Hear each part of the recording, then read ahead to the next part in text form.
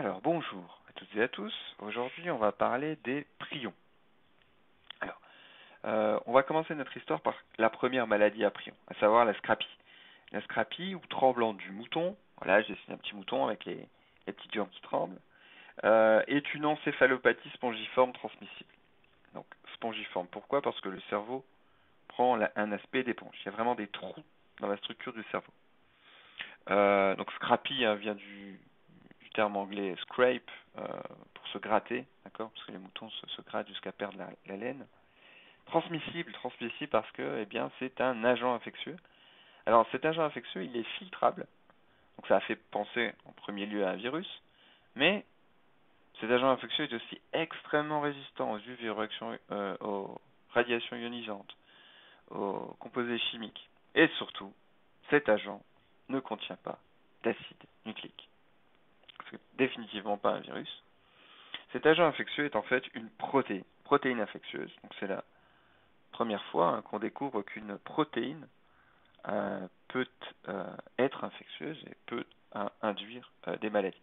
Cette protéine sera appelée prion et on appellera prion SC pour scrapie.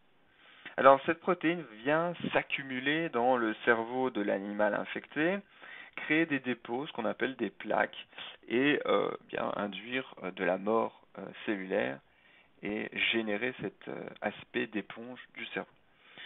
Ces protéines peuvent être transmises par voie placentaire, mais aussi via le lait et même des végétaux contaminés. Donc un animal malade va rejeter du prion dans son environnement, et ce prion est extrêmement résistant, peut se retrouver dans la pâture et contaminer d'autres animaux qui vont se nourrir de l'herbe contaminée.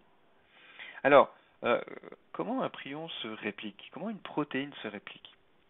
En fait, un prion ne se réplique pas. Il vient corrompre d'autres prions dits normaux, les prions cellulaires. Alors, je dessine ici des cellules intestinales. Le prion peut être ingéré. Il va se retrouver à la surface des cellules intestinales. Et ces cellules, comme à peu près toutes les cellules du corps, ont à leur membrane du prion, des prions cellulaires, des prions tout à fait fonctionnels et physiologiques.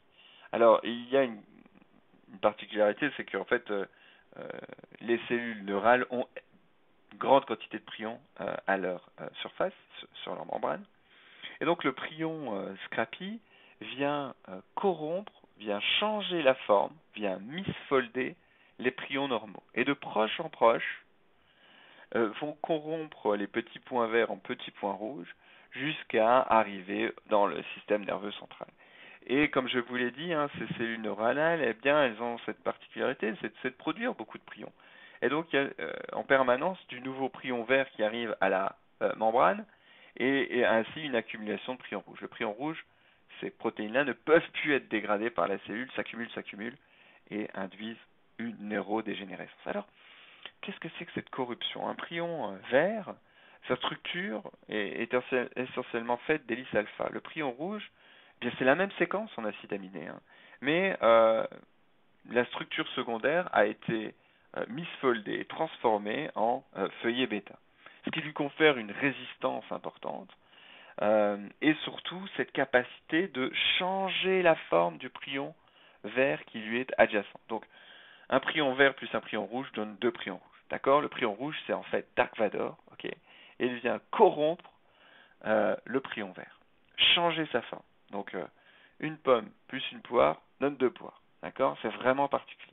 Il n'y a pas de reproduction de prions, mais d'une corruption de prions normaux.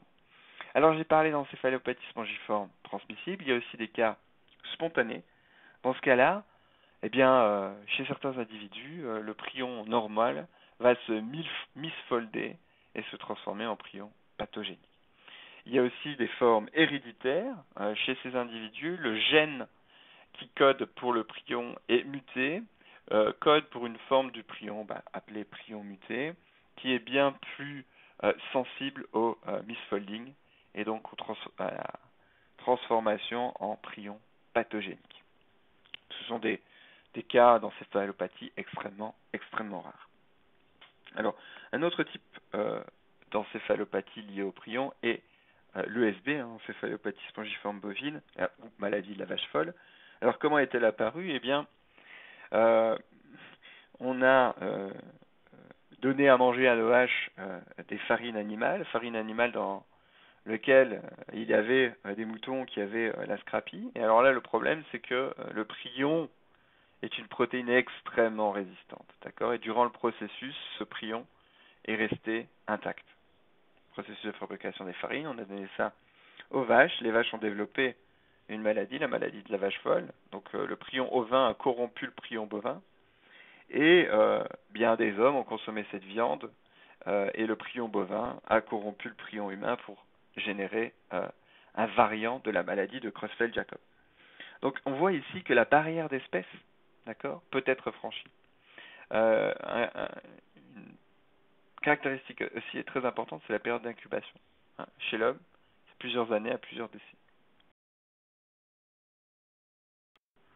Alors, la méthode de détection du prion pathogénique est basée sur un Western blot après traitement ou non de l'échantillon à la protéine ASCA.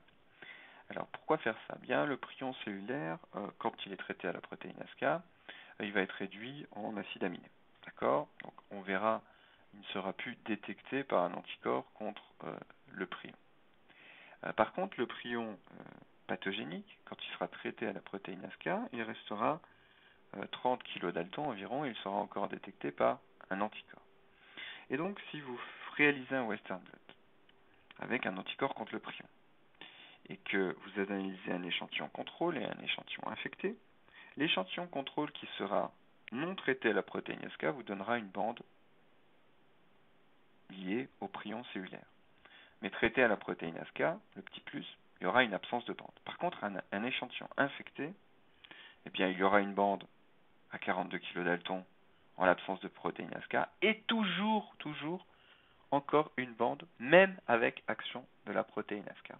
Une bande à 30 kilodaltons.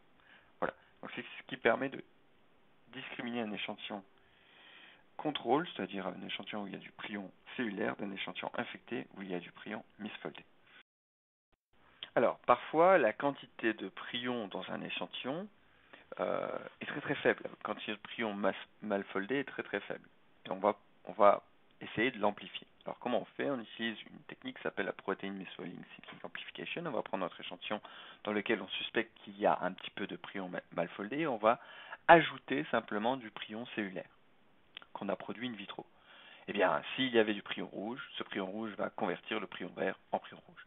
Et on va faire ça encore et encore. On va rajouter du prion cellulaire pour transformer ce prion vert en prion rouge. On va faire des cycles pour accumuler du prion rouge et assez que pour réaliser un Western blot avec et sans la protéine ASCA et permettre la détection d'une bande ou pas en présence de protéine ASCA.